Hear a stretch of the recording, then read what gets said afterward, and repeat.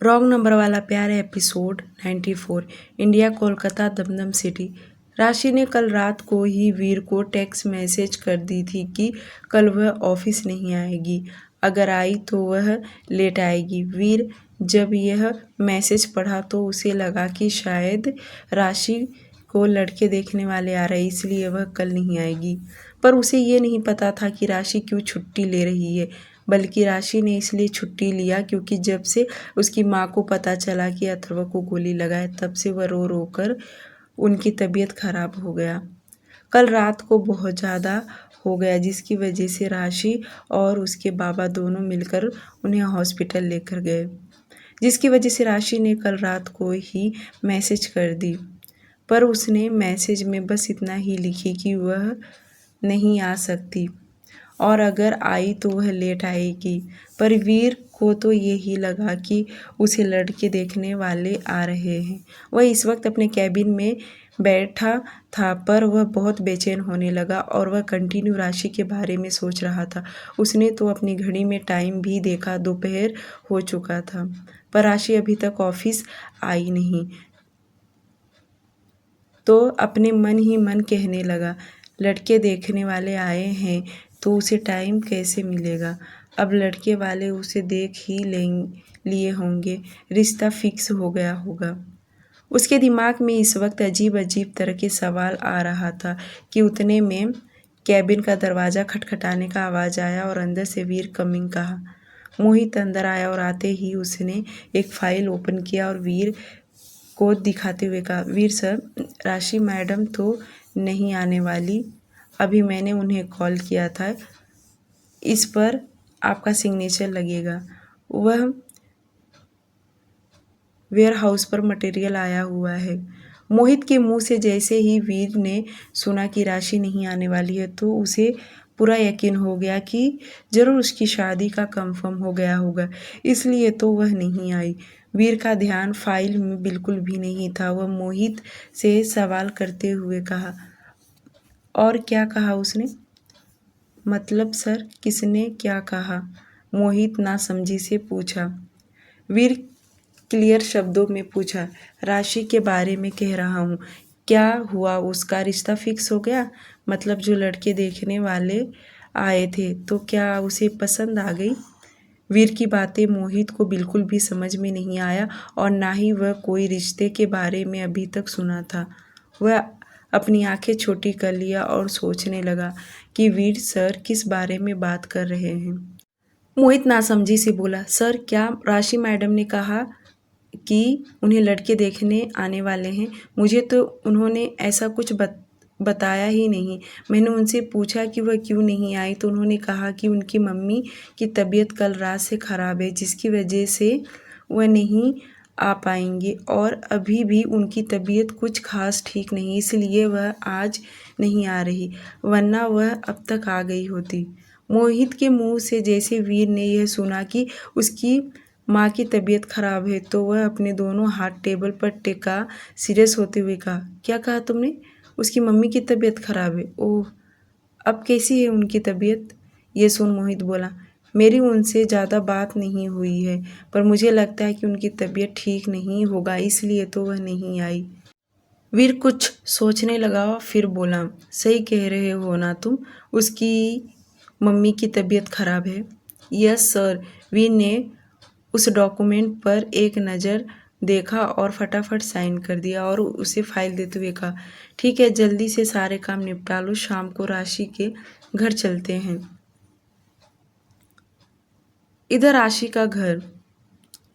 राशि आज घर पर ही थी, इसलिए उसने शगुन को कॉल लगाई, पर शगुन ने उसका कॉल नहीं रिसीव की तो उसने तेजा को कॉल लगाई तो तेजा ने आज जो गुड न्यूज़ मिला था कि अथर्व होश में आ गया, वह तुरंत उसे बता दिया, जो सुनकर राशि आज ऑफिस जाने से कैंसिल कर दी और उसकी मॉम ने भी जब सुना कि अथर्व को होश आ गया तो उनकी तबीयत में ऑलमोस्ट ठीक ही हो गया।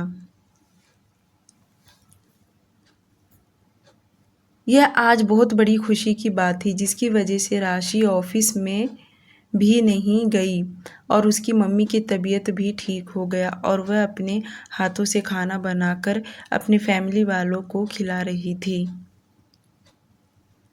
शाम का वक्त 6:05 पर वीर और मोहित दोनों ऑफिस से निकले। सीधे वे दोनों श्याम जी के घर आए।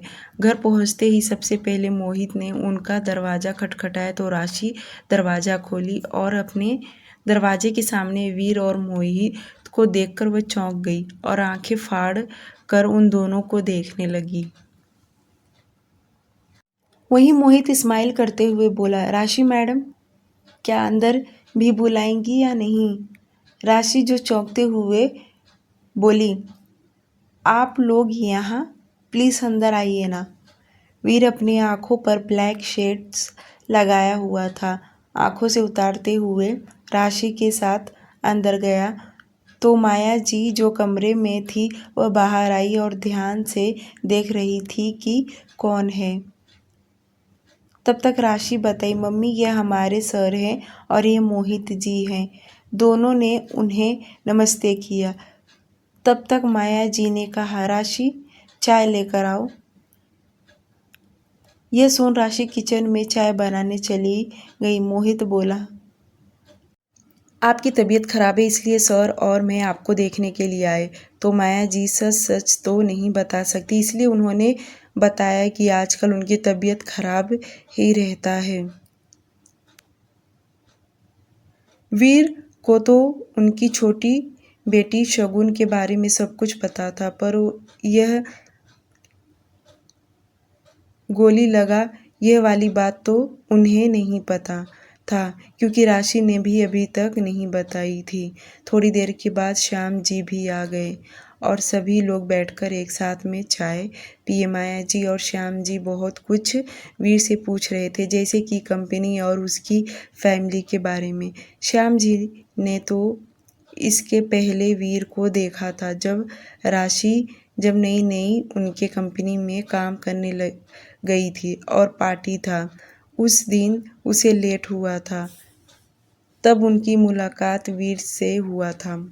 श्याम जी और माया जी वीर का स्वभाव बहुत अच्छा लगा कि एक तबीयत खराब होने के बावजूद भी मालिक उनके घर तक देखने आया और ऊपर से इतना नरम दिल, इतनी अच्छी बातें, यह सब देख उन्हें बहुत अच्छा लगा।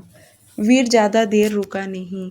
उसे सचमुच कंफर्म हो गया कि राशि की मम्मी की तबीयत खराब थी और वह उसके माँ बाबा को नमस्ते किया और चला गया। उसके जाने के बाद भी श्याम जी और माया जी उसकी बहुत तारीफ कर रहे थे। राशि अपने कमरे में आकर बहुत सोचने लगी आखिरकार आज उसके वीर सर घर तक कैसे आ गए।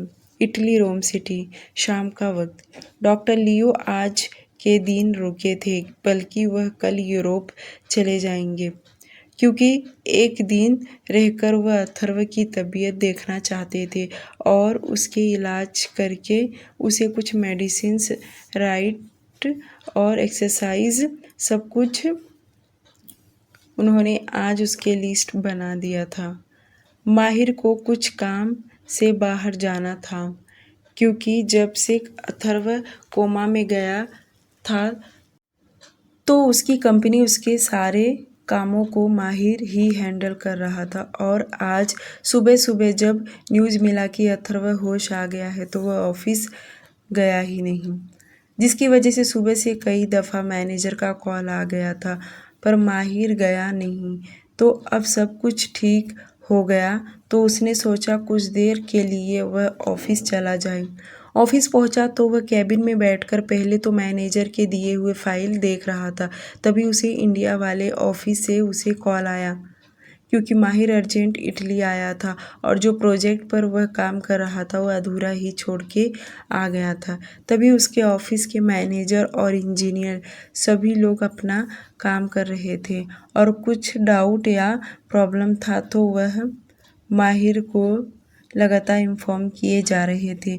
माहिर दूर रह के भी सारे प्रॉब्लम सॉल्व करता था। बातें होने के बाद माहिर कॉल कट करने से पहले पूछा, सभी एम्प्लॉयज़ डेली काम पर आते हैं ना? जो सुन मैनेजर ने कहा, जी सर। सिवाय 2 लोग वे छुट्टी पर थे। कौन?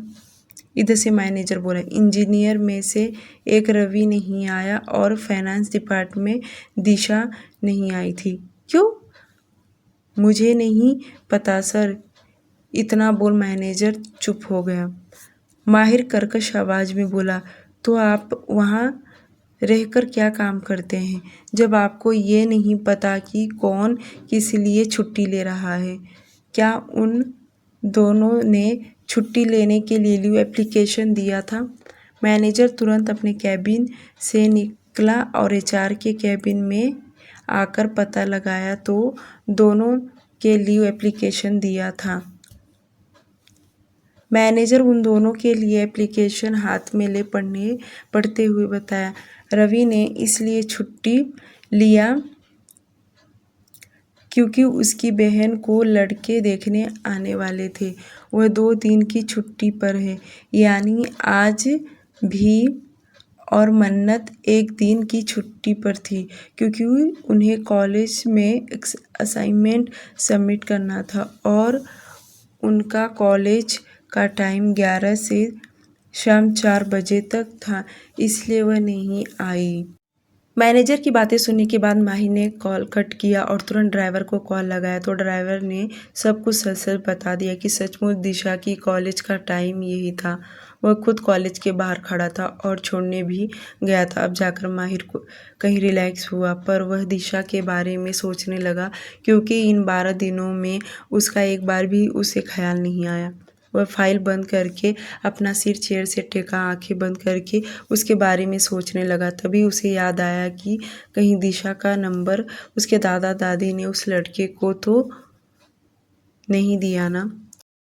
रात 8 बजे अथर्व का विला। तेजा ने 2 टिकट इंडिया के लिए निकाल कर लाया, एक उसके नाम का तो दूसरा शगुन के नाम का। अथर्व स्टडी रूम में था और तेजा स्टडी रूम में जाकर दोनों टिकट उसके टेबल पर रख दिया।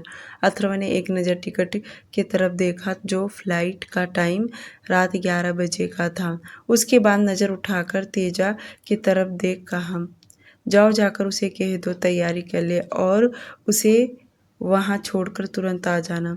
माहिर की बातें सुन तेजा को भी अच्छा नहीं लगा, पर वह उसके अगेंस्ट तो नहीं जा सकता। वह अपना सिर्फ हाँ में हिलाकर स्टडी रूम से बाहर निकला और उसके जाते ही अथर्व टिकट हाथ में ले गौर से देखने लगा। बहुत देर तक यूं ही उस टिकट को देखने के बाद वह खुद से कहा, बस अब और नहीं, बहुत कैद में रख लिया मैंने तुम्हें, अब और नहीं। जैसा चाहो जहाँ चाहो तुम अपनी मर्जी से रह सकती हो, जाओ आज से आज़ाद हो तुम। तेजा अथर्व के कमरे के पास गया और दरवाज़ा खटखटाया। अंदर शगुन रोते रोते वहीं सो गई थी, पर आवाज़ सुनकर उठी और जाकर दरवाज़ा खोली तो तेजा खड़ा था। रोने की वजह से उसका चेहरा एकदम पीला पड़ गया था। वह कुछ बोली नहीं, बस उसे देख रही थी कि इतने में तेजा बोला, मैडम आप रेडी हो जाइए, 11 बजे का फ्लाइट का टाइम है तो आप जल्दी से तैयार हो जाए। तेजा बोलते जा रहा था। ये सुन शगुन को बिल्कुल भी यकीन नहीं कि इतना जल्दी अथर्व उसके लिए टिकट भी निकलवा देगा, यहाँ तक कि सचमुच उसे यहाँ से भेज रहा है। भला ये सब सुन शगुन कैसे चुप रह सकती? अब तो वह अथर्व की वाइफ है और क्या कुछ नहीं उसने झेली है। वह शांत आवाज में बोली, जाकर अपने बॉस को कह दीजिए कि मैं यहाँ से कहीं नहीं जाने वाली। अगर उन्हें इतना ही मुझे भेजने का भूत सवार है तो वह खुद मुझे लेकर चले, जाकर कह दीजिए।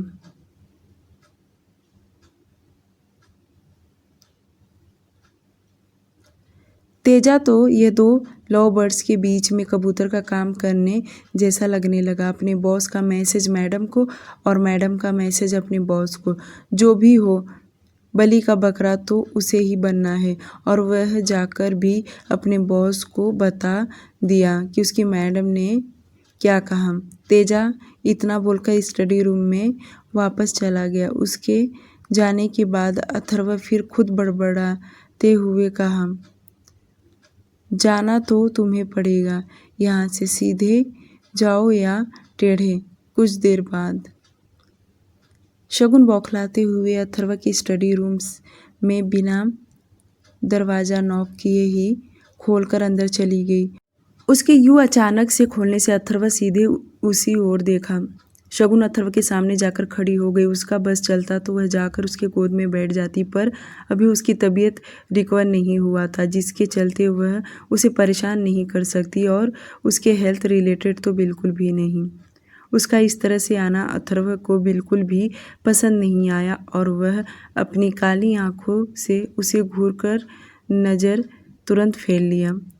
और वहीं शगुन उसे सुनाती हुई बोली, तो आप ने मुझे यहाँ से भेजने का बंदोबस्त कर लिया है, पर शायद आप भूल रहे हैं कि मैं आपकी लीगल वाइफ हूँ। तो मैं आपको याद दिला दूँ कि मेरे पास मैरिज सर्टिफिकेट है, तो इतना मेहनत करके आपका कोई फ़ायदा नहीं, ठीक है। मुझे निकालने के बजाय आप अपनी तबीयत पर ध्यान दीजिए। इतना बोल शगुन जाने को मुड़ी कि अथर्व जिस पोजीशन में बैठा था वैसे ही बोला, जाओगी तो तुम यहाँ से, अब टेढ़े जाओ या सीधे, पर तुम्हें जाना तो आज ही है। यह जो जाने का शब्द अथर्व के मुंह से बार बार निकल रहा था, यह बार बार सुन शगुन को बिल्कुल भी पसंद नहीं आया। उसने तुरंत अपनी आंखें बंद कर ली, पर अथर्व के आगे हार नहीं मानने वाली थी। वह लंबी सांस छोड़ते हुए पीछे मुड़ी, बेमन से हल्का मुस्कुराती हुई बोली, मिस्टर अडानी, अथर्व अडानी, आपकी ही वाइफ हूँ और आपके पास साथ रहकर अब बहुत कुछ सीख गई हूँ। अब वह पहले वाली शगुन नहीं रही जो हार मान जाऊँ। अब चाहे जो कुछ कर लीजिए, पर शगुन अथर्व अडानी यहाँ से हिलेगी तक नहीं। जो चाहे वह कर लीजिए। बात आई समझ में आपको? इतना बोल शगुन वहाँ से तुरंत चली गई। उसका ये एटीट्यूड अथर्व को बिल्कुल भी अच्छा नहीं लगा। फिर भी वह मुस्कुरा दिया और अपने 2 फिंगर अपने माथे पर रब करते हुए खुद से बोला, आई लाइक इट। मेरी बोली बोलना चाहती हो, पर अब मैं तुम्हें बोलना तो दूर, सोचने तक का टाइम नहीं दूंगा। रात 10 बजे अथर्व का कमरा। तेजा एक बार फिर से आके दरवाज़ा खटखटाया। शगुन अंदर ही थी और उसे समझ गया कि ज़रूर उसे बुलाने के लिए कोई आया होगा। अब वह खुद को ऐसे बंद करके तो नहीं रख सकती, क्योंकि कोई फ़ायदा नहीं। अथर्व तो वैसे भी इस कमरे का दरवाज़ा खोल ही सकता है। वह जाकर दरवाज़ा खोली तो कोई और नहीं बल्कि तेजा ही था और वह पूरी तरह रेडी दिखाई दे रहा था। तेजा हमेशा की तरह रिस्पेक्ट के साथ कहा, मैडम आप अभी तक रेडी नहीं हुई, टाइम हो गया है, 1 घंटे के बाद फ़्लाइट का टाइम है, चलिए जल्दी से रेडी हो जाइए। तेजा का इस तरह बार बार जाने के लिए कहना कि शगुन बिल्कुल भी अच्छा नहीं लगा और वह इस बार उसके ऊपर गुस्सा करते हुए बोली, जब मैं कह रही हूँ कि मैं नहीं आऊँगी, फिर भी आप मुझे बार बार आकर क्यों जाने के लिए कह रहे हैं? अब 1 घंटा रहेगा, 10 मिनट रहे, मैं नहीं जाऊँगी मतलब नहीं जाऊँगी। जाकर एक बार फिर अपने बॉस को कह दीजिए। तेजा बिना कुछ कहे वहाँ से चला गया और फिर एक बार आकर वह स्टडी रूम में गया और उसने अपने बॉस को बता दिया कि उसकी मैडम अभी तक रेडी नहीं हुई और वह अभी भी यही कह रही हैं कि वह नहीं जाएंगी। यह सुनकर अथर्व तेजा से कहा, तुम तैयारी करो, मैं उसे लेकर आता हूँ। इतना बोल अथर्व अपने दोनों फिंगर दिखा दिया, जो देख तेजा वहाँ से चला गया। उसके जाने के बाद अथर्व 2 मिनट बैठे ही रहा, फिर उठा और सीधे अपने कमरे में आया तो देखा शगुन सोफे पे बैठी थी और दरवाज़ा खुलने की वजह से उसकी भी नज़र सामने अथर्व पर गया। अथर्व चलते हुए उसके पास आया और कहा, ठीक है, अगर तुम्हें रेडी नहीं होना तो कोई बात नहीं, तुम ऐसे ही चली जाओ, सर्वेंट लुसिया तुम्हारे चीज़ों को पैक कर देगी। अथर्व के मुंह से यह शब्द सुन शगुन को अच्छा तो नहीं लगा, पर वह सोफे से उठी और उसके सामने आकर खड़ी हो गई। अपने दोनों हाथ फोल्ड किए बोली, अब 1 घंटा हो या 1 दिन या 1 साल, कह रही हूँ ना, मैं यहाँ से नहीं जाऊँगी तो नहीं जाऊँगी। क्या आपको मेरी बात समझ में नहीं आ रही? शगुन का इतना अकड़ता देख अथर्व को गुस्सा आया कि गलती करने के बावजूद भी वह यहाँ से जाना नहीं चाहती। अथर्व उसे ताना देते हुए कहा, जब तुम्हारा प्लान फेल ही हो गया है तो यहाँ रहकर अब कौन सा प्लान बनाने वाली हो? क्या चल रहा है तुम्हारे दिमाग में? पर भूल जाओ, इस बार अथर्व अडानी तुम्हारी बातों में फंसेगा बिल्कुल नहीं। तुम रेडी हो रही हो या नहीं? हाँ या ना में जवाब दो। नहीं नहीं नहीं जाऊंगी, कितने बार कहूँ? शगुन यह सब इतना तेज आवाज में बोली।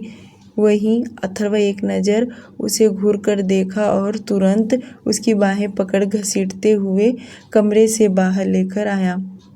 शगुन अपना दूसरा हाथ अथर्व के हाथ पर रख छुड़ा रही थी। उसे अंदाजा नहीं था कि अथर्व इस तरह उसका हाथ पकड़ के अपने दिल से ऐसे निकाल फेंकेगा।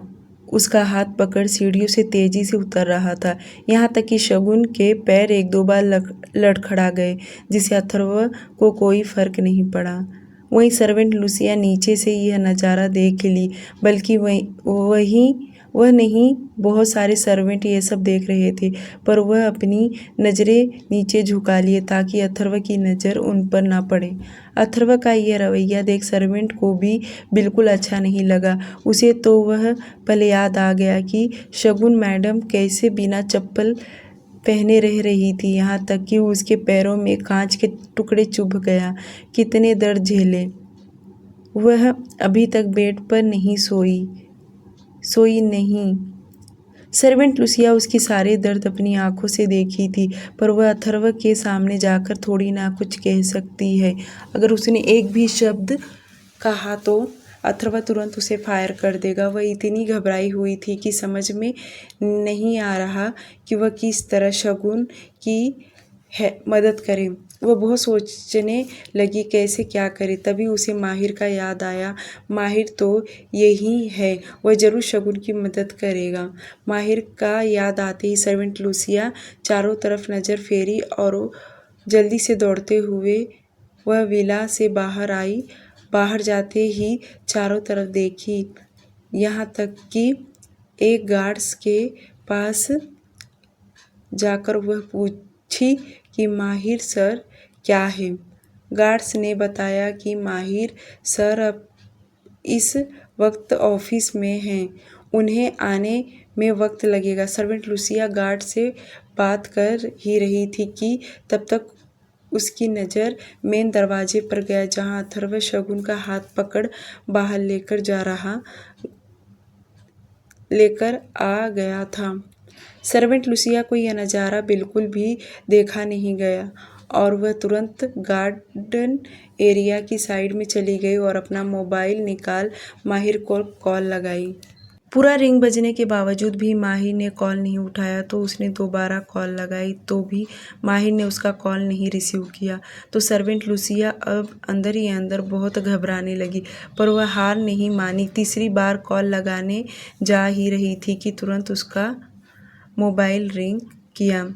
मोबाइल की स्क्रीन पर देखी तो माहिर का कॉल आ रहा है। उसने तुरंत कॉल रिसीव की और अपनी दबी हुई आवाज़ में बोली, माहिर सर आप कहाँ हैं? प्लीज़ जल्दी से घर आ जाइए। सर्वेंट लुसिया का इतना स्लो आवाज़ में बोल रही थी, ऊपर से जल्दी से घर आने के लिए कह रही है।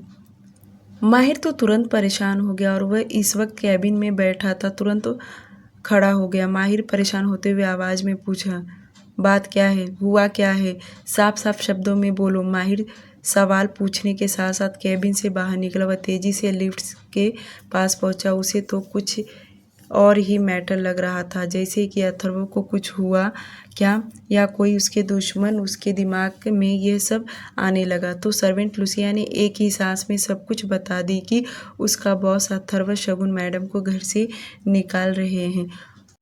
उसका इतना कहना कि माहिर की आंखें बड़ी बड़ी हो गई। वह लिफ्ट से नीचे आया और ड्राइवर को कार निकालने के लिए कहा और सर्वेंट लुसिया को कहा, मैं बस थोड़ी देर में पहुंच रहा हूं। इतना बोलकर उसने कॉल डिस्कनेक्ट कर दिया। इधर विला में अथर्व ने शगुन को एकदम बाहर निकाल तेजी से उसका हाथ छोड़ा और शगुन संभल नहीं पाई, वह तुरंत नीचे गिरी। शगुन आज इतनी बेबस और लाचार हो गई, उसे अभी भी यकीन नहीं कर पाना मुश्किल हो रहा था कि अथर्व उसे कभी इस तरह अपने घर से, लाइफ से ऐसे निकाल फेंकेगा। वह बिना कुछ कहे फिर से उठी और अंदर जाने लगी, पर वह जा पाती उससे पहले अथर्व ने उसकी बाहें पकड़ कड़क आवाज में बोला, अब कहाँ जा रही हो? तुम्हारा रास्ता इस तरफ है। शगुन अथर्व का हाथ छुड़ाते हुए बोली, प्लीज़ आप ये क्या कर रहे हैं? मैं कह रही हूँ ना, मुझे यहाँ से नहीं जाना। आपको अगर मुझे सज़ा ही देना है तो यहीं दीजिए, पर मैं यहाँ से कहीं नहीं जाऊँगी। अथर्व तेज आवाज़ में तेजा को आवाज़ लगाते हुए बोला, तेजा, कार लेकर आओ। यह सुन शगुन तो डर गई। अब उसे लगा कि अथर्व जबरदस्ती उसे कार में बिठाकर यहाँ से भेज देगा। वह अपने दोनों हाथ जोड़ विनती करने लगी, प्लीज़ प्लीज़ मुझे यहाँ से कहीं नहीं मत भेजिए। मैं आपके बगैर नहीं रह सकती हूँ। आप जो कहेंगे वह मैं करूँगी। अगर आप रोज़ मुझे सज़ा देंगे तो रोज़ मैं सहने के लिए तैयार हूँ, पर प्लीज़ मुझे यहाँ से मत निकालिए। मुझे आपसे दूर नहीं रहना, प्लीज़ प्लीज़। शगुन रोते हुए बोल रही थी, पर अथर्व को उसके आंसुओं से कोई लेना देना नहीं, क्योंकि वह समझ गया था कि शगुन सिवाय उसके सामने नौटंकी करते आ रही है। तब तक तेजा कार लेकर आ गया और अथर्व उसका हाथ पकड़ कार के तरफ उसे ले जाने लगा। शगुन अपने पैर से खुद को रोकने की कोशिश कर रही थी, पर अथर्व इतना तेजी से उसे खींच रहा था, उसकी ताकत चला गया ही नहीं। वह तो भगवान से प्रार्थना करने लगी कि आज जैसे तैसे करके वह अथर्व के चंगुल से बस बच जाए, कि तभी मेन गेट का कार अंदर एंटर हुआ, जिसके उजाले से ही देख तेजा रुक गया। जो कार अंदर आया वह बिना रुके एकदम से अथर्व के सामने आकर ही रुका, और अथर्व एक नज़र उठाकर उस कार में बैठे शख्स को देख तो परेशान हो गया। माहिर जल्दी से कार का दरवाज़ा खोला और बाहर निकला और लंबी कदम भरते हुए एकदम से अथर्व के सामने खड़ा हो गया, और साथ में आते ये भी कहा, अथर्व ये क्या है? तुम अपनी वाइफ के साथ कैसी बदतमीजी कर रहे हो? माहिर को देख अब जाकर शगुन के कलेजे को ठंडक मिला। वह तुरंत अपना हाथ छुड़ाकर माहिर के पास जाकर खड़ी हो गई। अथर्व का एक हाथ ढीला पड़ गया, जिसका फायदा शगुन ने अच्छे से उठाई।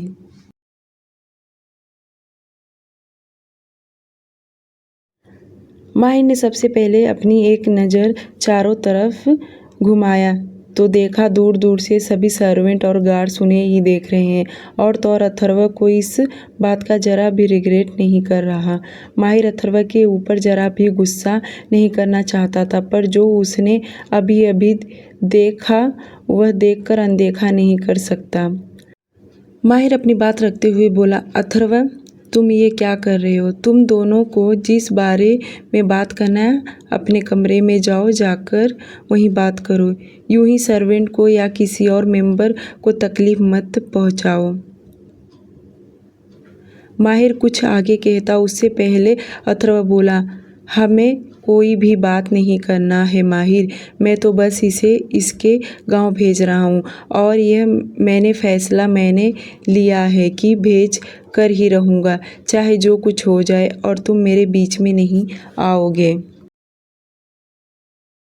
अथर्व का ये एटीट्यूड बिल्कुल भी माहिर को पसंद नहीं आया, और वह बात को एक्सप्लेन करते हुए बोला, यह सब करके तुम क्या साबित करना चाहते हो कि तुम बहुत अच्छा काम कर रहे हो? तो ऐसा बिल्कुल भी नहीं है।